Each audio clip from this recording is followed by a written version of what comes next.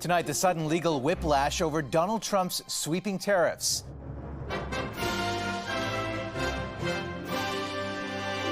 The dueling decisions. The courts should have no role here. What it means for the fierce trade face-off and the Canadian reaction. Excruciating escapes from raging wildfires in several provinces. The smoke was getting pretty heavy. I was terrified. The reinforcements, new state of emergency, and the concerns about a premier's meeting in a matter of days. The new police recording in the hockey sexual assault trial. She got on the bed and said, "He wants to have sex with me." And the first accused to testify. Also, how a massive glacier came crashing down in the Swiss Alps. And the paraglider who unintentionally proved the sky is apparently not the limit. Plus, serving up a taste of high tech. It's a pretty awesome experience, pretty new experience for me.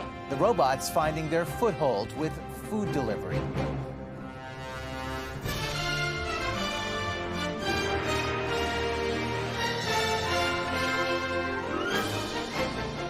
CTV National News with Omar Sachedina.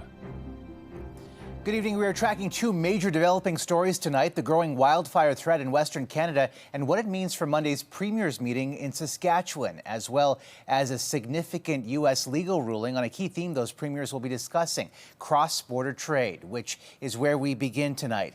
At the end of a dizzying 24 hours, the president, known for testing the limits of the law, was handed a partial victory today after another court ruled many of the global tariffs he imposed exceeded his authority. CTV's Washington Bureau Chief Joy Malbin on the impact.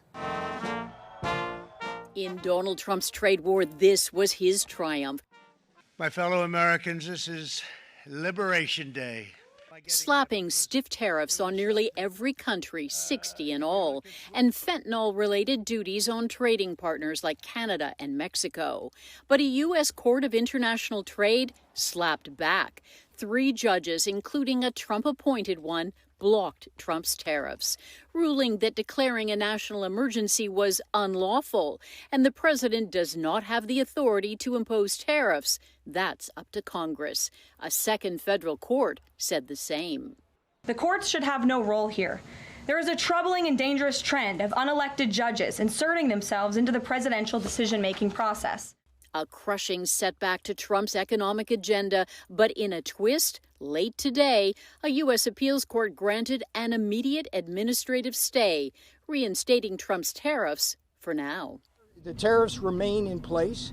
The court told us, go do it another way, so you can assume that even if we lose, we will do it another way. Donald Trump determined to win this fight, but all this uncertainty isn't good for businesses struggling with on-again and off-again tariffs and forced to hike prices. Businesses thrive on stability, right? This is the opposite. This is chaos. It's just been chaos. President's strategy is being mocked on Wall Street as taco trade, shorthand for Trump always chickens out. He was not amused. Oh, isn't that nice? Chicken out. I've never heard that. You mean because I reduced China from 145% that I set? When you ask a nasty question like that, it's called negotiation. Despite a temporary victory, the president's trade war isn't over and will likely end up in the Supreme Court. Omar? All right, Joy, thank you. The Canadian reaction mirrored the rapid evolution of those legal decisions. CTV's Michael Couture has been tracking the response. Stock markets opened higher on the news of the first court ruling against U.S. tariffs, while Prime Minister Mark Carney pointed out the decision was consistent with Canada's argument that the U.S. IEEPA tariffs were unlawful as well as unjustified. But other tariffs slapped on Canadian goods were unaffected by the court's ruling. We recognize that our trading relationship with the United States is still profoundly and adversely threatened and affected by similarly unjustified 232 tariffs against steel, aluminum, and the auto sector. Following the court appeal, which put the tariffs back on, the finance minister had a message of defiance. I know we're going to fight for Canadian industry, Canadian workers. Many of those workers feel left in limbo with all of this back and forth. It's a real impact on business, and the uncertainty is what's toxic for business. Not knowing the rules of the game, having a constant on-again, off-again whipsaw effect. That's because yesterday's ruling pointed out a number of other avenues Trump could take to impose tariffs. For example, retaliating against Canada's digital sales tax. He could go to Section 891, which of the income tax code, which has never been used before, but 50% tariffs on any Canadian corporation functioning in the United States. Prime Minister Carney reiterated the need to strengthen trading relationships with allies and between provinces. And that is on the agenda when he meets with premiers next week. Omar. All right, Mike, thank you. And as we mentioned, that meeting is scheduled to take place in Saskatchewan, at least for now. CTV's Laura Woodward on what prompted the province to declare a state of emergency today. Well, the Premier of Saskatchewan triggered a province-wide state of emergency because of conditions. It is dry out here, it's hot out here, and shifting winds are making it difficult for firefighters on the front lines. The emergency order gives Saskatchewan priority access to federal resources should they be requested. Saskatchewan's two largest wildfires have merged, burning more than 216,000 hectares, an area nearly 9 times the size of Saskatoon. Likely in the days ahead, and this is our fear and why we're here today, is we think in 2 and 4 and 6 days we're going to be in a more challenging situation than we are today. The Premier says there are no local resources sitting on the shelf. Everything is being deployed and help is coming in. Alaska is lending Saskatchewan an air tanker. Quebec is sending 2 water bombers, and firefighters from Nova Scotia and PEI are on the way. Road closures and evacuation orders are in effect, with thousands forced to flee their homes. We were a little bit nervous. The road was closed this morning, so we were watching and not sure if we were going to come or not. I don't super like the idea of driving through a fire, but I'm sure we'll be fine. Saskatchewan's state of emergency will remain in effect for 30 days with the possibility of an extension. Laura Woodward, CTV News, Prince Albert. The intensity of this year's fire season has struck a lot earlier than last year, putting a major strain on domestic resources. And as CTV's Abigail Beeman reports, forcing a look at reinforcements from abroad.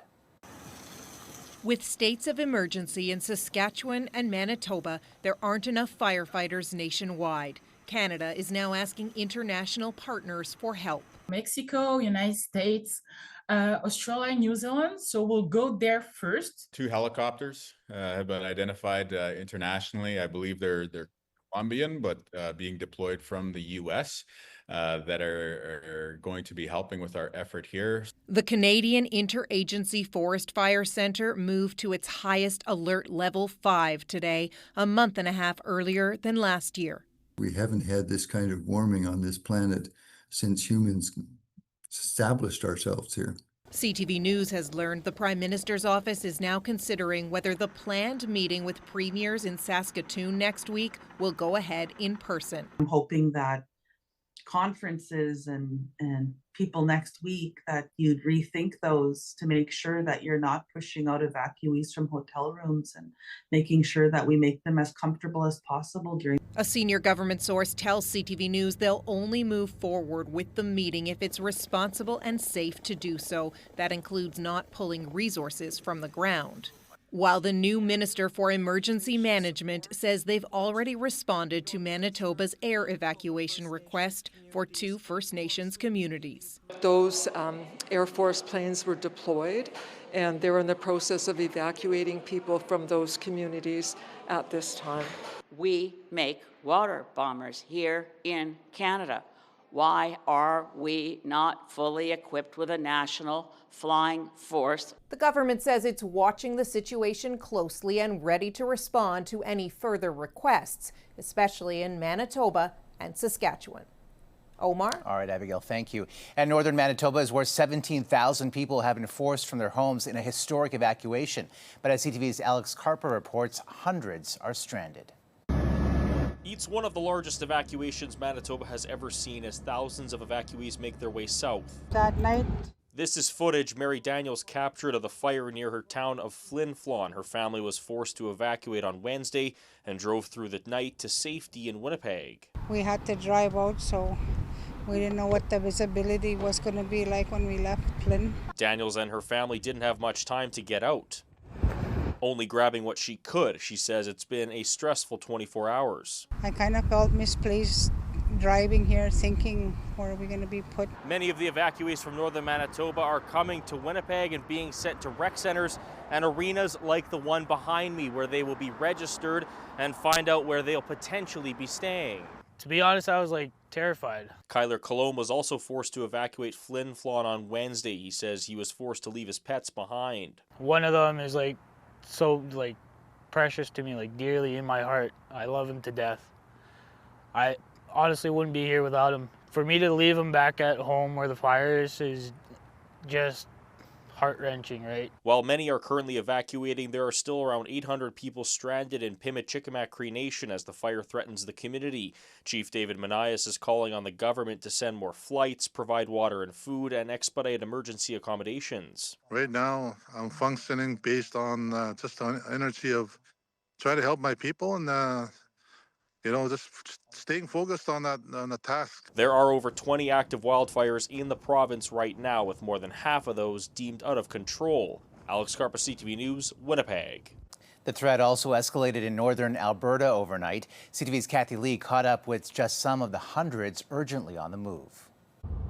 The furious red glow, a fiery exclamation point punctuating the urgency to escape in this part of Alberta.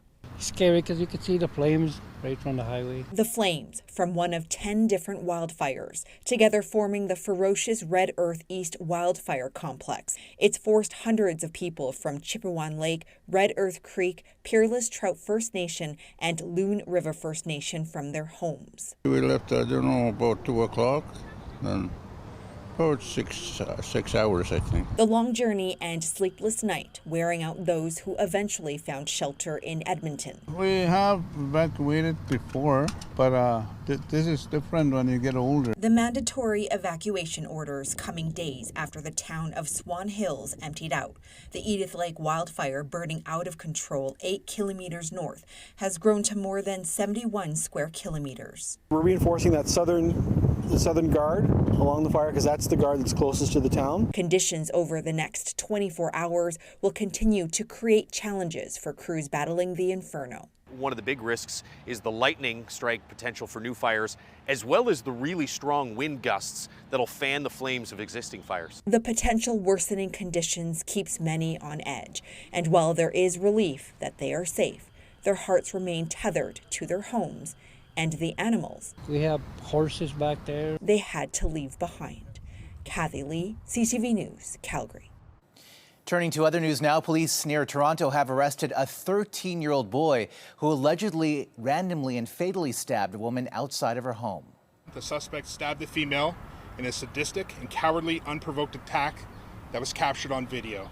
She was out doing her gardening, and this man in a long black trench coat, fedora, came up and beat her, attacked her. An emergency alert and shelter in place were issued for residents for several hours before the arrest. The motive still under investigation. Carter Hart, one of the 5 former World Junior hockey players accused of sexual assault, took the stand today, relaying his version of events. CTV's Adrian Gabriel with his testimony.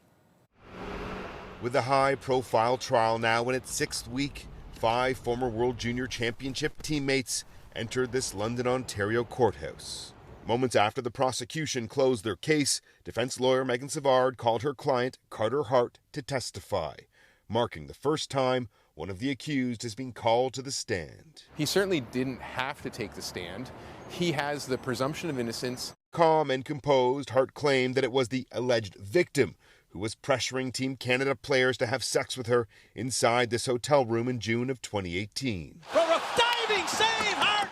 The former starting goalie for the NHL's Philadelphia Flyers says he received oral sex for about 30 to 60 seconds before backing away, claiming it was weird with teammates in the room.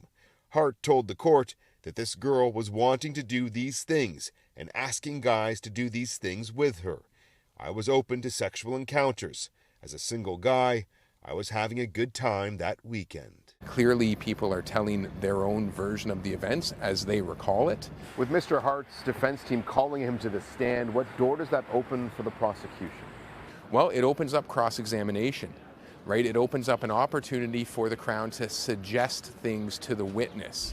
Hart is the only one of the 5 accused not to have given a voluntary interview to London police investigators in 2018. And he just said, like, are you okay with this? And she said yes. Co-accused Michael McLeod did speak with police. The court has been shown a text message from McLeod inviting teammates to his room for a, quote, 3-way, something he didn't share with the investigator. She got on the bed and said, "Who wants to have sex with me?" A young woman who we can only identify as EM claims that an alleged group sexual assault took place inside this London, Ontario hotel in June of 2018 following a Hockey Canada gala. Alex Fermenton, Calfoot, McLeod, former team captain Dylan Dubé, and Hart have each been charged with sexual assault. McLeod was also facing one charge of being party to the offense. The prosecution will begin their cross-examination of Carter Hart tomorrow. Adrian Gobriel, CTV News, London, Ontario. Coming up, after CTV News infiltrated an international network of abuse.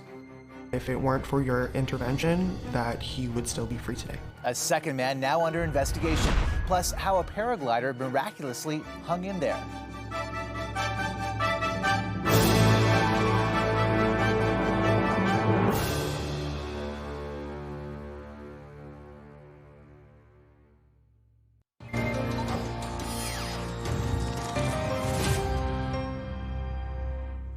A second man is now the focus of a police investigation after CTV's W5 infiltrated a global online network of men who secretly drug and abused their wives and girlfriends.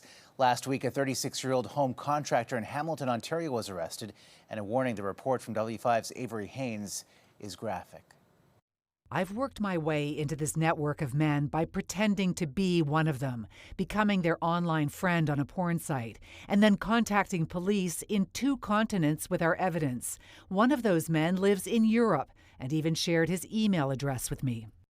He brags that he's been sedating women for 20 years, that his wife has sleep apnea but has respiratory arrest very rarely. So what? We don't die from it, he says. He gives disturbing and painstaking details on how he knocks his wife out. He calls his wife his doll and his toy. In lengthy emails, he shares his first name, his profession, and the city in Europe where he lives. We forwarded that information to police who confirm there is now an active investigation. Meanwhile, in Canada last week, busted! Another man we were investigating, 36-year-old Brian Hayward, arrested and shackled in Hamilton, Ontario. All right, there he goes. Picked up just days after we alerted police of potential crimes uploaded on a porn site. Almost a dozen videos of seemingly unconscious women being abused. We've been digging into Brian Hayward's criminal record. It is lengthy and spans cities and decades. Fraud, forgery, impaired driving, theft, drug possession, a withdrawn charge of making an explosive substance, which we believe resulted in the loss of his left hand in 2021. And last summer, he was charged with dangerous driving and criminal harassment of an ex-girlfriend. The long list of charges laid last week relate to that same ex-girlfriend. Other potential victims have come forward to police, but they won't say how many. More than half a dozen women reached out to us as well, some of them even sharing text conversations they claim to have had with Brian. This is from a registered nurse in Toronto. In 2022, she writes to him, "You drugged me and raped me. That will never be okay." You should think about your daughter, if you actually have one, when you think about terrorizing other human beings. You're less than human, and you don't deserve to be a parent. He never replied, and the crime wasn't reported to police. But Brian Hayward does have a daughter. We are protecting the identity of his ex-wife, who says there have been red flags and outright warnings about Brian for years.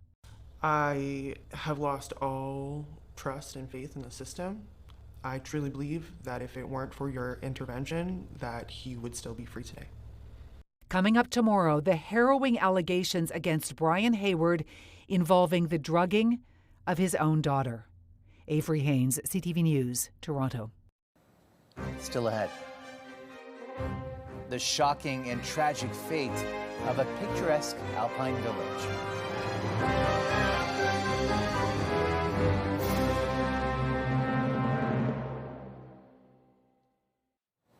An entire village in the Swiss Alps has been wiped out in a glacier collapse. This was the moment a massive chunk came crashing down. Ice, mud, and rock burying most of the homes below. Rescue workers are searching for one person believed to have been in the area at the time of the collapse.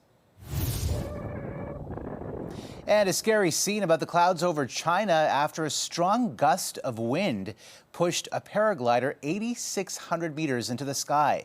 The low oxygen levels and freezing cold temperatures led to icicles forming on his face and body before he was finally able to descend safely. Still ahead, call it Skip the Humans, where in Canada you can find these little robots delivering meals.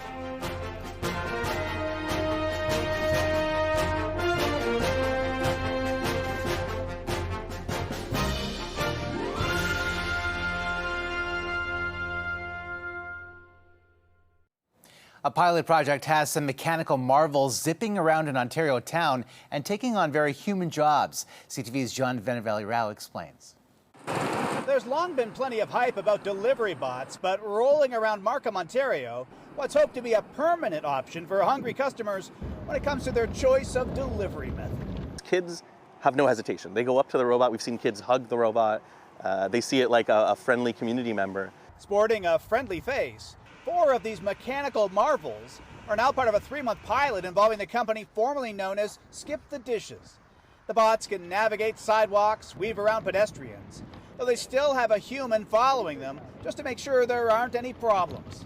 Waiting for his first ever robot food delivery, Sobhan Khan, who used an app on his phone to unlock the lid and take out his lunch.